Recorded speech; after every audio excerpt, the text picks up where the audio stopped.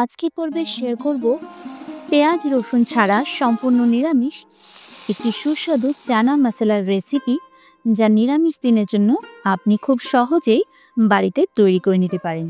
এটা অত্যন্ত সুস্বাদু একটা রেসিপি, আপনি যতক্ষণ না তৈরি করছেন বুঝতে পারবেন না। চানা মশলা তৈরি করার জন্য 200 গ্রাম কাবলি ছোলা আর 1 মুঠ পরিমাণ নর্মাল ছোলা ওভারনাইট ভিজিয়ে রেখেছি। এরপর খুব ভালোভাবে আরও একবার ধুয়ে পরিষ্কার করে নিয়ে প্রেসার কুকারে দিয়ে দিচ্ছি। প্রেসার কুকারে দিয়ে দেওয়ার পরে এতে দেব প্রথমে 3 কাপ পরিমাণ জল আর 1 কাপ পরিমাণ লিকার চা।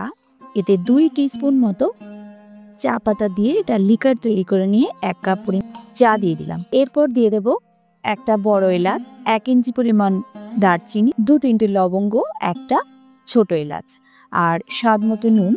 এবার ভালোভাবে মিশিয়ে নিয়ে সামান্য পরিমাণ তেল দিয়ে খুব ভালোভাবে প্রেসার কুকারের ঢাকনাটা আটকে দিয়ে হাই ফ্লেমে 12টা মতো সিটি দিতে হবে। এখানে আমার প্রেসার কুকারে 12টা সিটিতে খুব ভালোভাবে ছোলাটা গলে যায়। আপনারা আপনাদের প্রেসার কুকার অনুযায়ী সিটিটা দিয়ে নেবেন, তবে 12টা দিলে খুব ভালোভাবে গলে যাবে।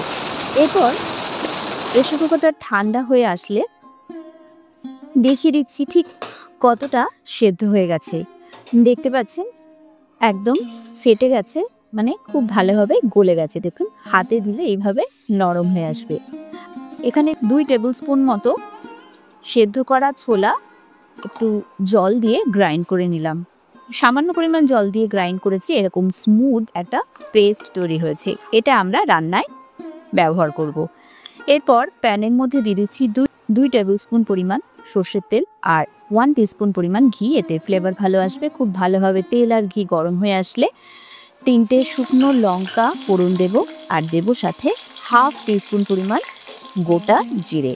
গোটা জিরে দেওয়ার পরে এতে দেব একটা চেরা তেজপাতাটাকে হালকা ছিঁড়ে নিয়েছি। এরপর দেবো একটা ছোট এলাচ। খুব ভালোভাবে লো ফ্লেমে রেখে হালকা করে ফোড়নটা ভেজে নিতে হবে, দেখবেন যেন পুড়ে না যায়। এরপর মশলাগুলো দেব একে একে। হলুদ 2 টিস্পুন, 1 টিস্পুন দেব শুকনো লঙ্কার গুঁড়ো, 1 টিস্পুন জিরে গুঁড়ো, 1 টিস্পুন ধনের গুঁড়ো, 1 টিস্পুন চানা মশলা। এটা হোমমেড চানা মশলা, এটার লিঙ্কটা আমি ডেসক্রিপশন বক্সে দিয়ে দেবো, যদি লাগে দেখে নিতে পারেন। এরপর সমস্ত মশলা খুব ভালোভাবে মিশিয়ে নিয়ে এরপর দিয়ে দেব 1 ইঞ্চি গ্রেট করে রাখা আদা। দেওয়ার পরে এটাকে খুব ভালোভাবে মশলার সাথে মিশিয়ে নিতে হবে। খুব তাড়াতাড়ি মিশিয়ে নেব। যখন খুব ভালোভাবে মিশে আসবে মশলাগুলো, এতে দিয়ে দেব একটা বড় সাইজের টমেটো পেস্ট করে নিয়েছি, সেটাও। এটাকে 2 মিনিট ধরে লো ফ্লেমে রেখে খুব ভালোভাবে মশলার সাথে মিশিয়ে নিতে হবে, যাতে এর কাঁচা গন্ধটা চলে যায় আর খুব ভালোভাবে এটা গলে যায়। এরপরে এতে দিয়ে দেব 2 মিনিট পর সেদ্ধ করা ছোলার যে পেস্টটা তৈরি করেছিলাম সেটা। ছোলার পেস্টটা দেওয়ার পরে সেটাও মশলার সাথে খুব ভালোভাবে এটাও 2 মিনিট ধরে লো ফ্লেমে রেখে কষিয়ে নিতে হবে। যখন খুব ভালোভাবে 2 মিনিট পর এটা কষে আসবে, দেখতে পাবেন মশলা থেকে আস্তে আস্তে তেল ছেড়ে আসছে। ঠিক তখন হাফ টিস্পুন পরিমাণ আমচুর দেবো। এটা সম্পূর্ণ অপশনাল, আপনি দিতেও পারেন নাও দিতে পারেন, তবে দিলে ফ্লেভারটা ভালো আসে। এরপর আবারও আমচুরটাও খুব ভালোভাবে মিশিয়ে নেওয়ার পরে দেখুন ফাইনালি মশলা থেকে তেল ছেড়ে আসতে শুরু করেছে। এরপর সেদ্ধ করে রাখা ছোলা সাথে যে জলটা ছিল সেটাও দিয়ে দেবো। যেহেতু তো লিকার চা দিয়েছি, এতে কালার অসাধারণ আসবে, একদম রেস্টুরেন্ট স্টাইল কালার আসে।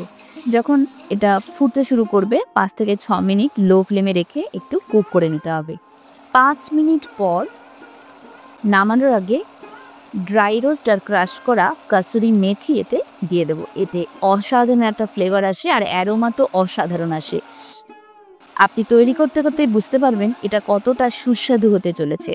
আর লাস্ট মিনিট তরকার জন্য হাফ টেবিল স্পুন ঘি গরম করে নিয়ে হাফ টিস্পুন গোটা জিরে আর 3-4টে চেরা কাঁচা লঙ্কা খুব ভালোভাবে লো ফ্লেমে রেখে একটু ভেজে নিয়েই ডাইরেক্ট ছোলার উপরে দিয়ে দিতে হবে।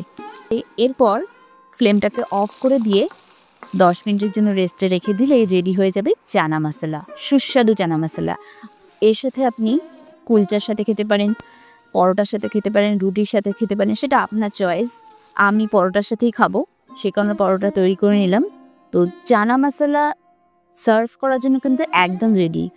আমার বলার অপেক্ষা কিন্তু রাখবে না যে কতটা সুস্বাদু দেখতে হয়েছে, কতটা লোভনীয় দেখতে হয়েছে এবং খেতে হয়েছে অসাধারণ। আপনি যতক্ষণ না তৈরি করছেন ততক্ষণ আপনি বুঝতেই পারবেন না পেঁয়াজ রসুন ছাড়া সম্পূর্ণ নিরামিষ এত সুস্বাদু চানা মশলা তৈরি করা যেতে পারে।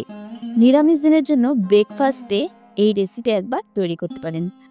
আর যে কোনো ছুটির দিনের ক্ষেত্রেও অর্থাৎ রবিবারেও আপনি এই রেসিপি একবার ট্রাই করে দেখতে পারেন।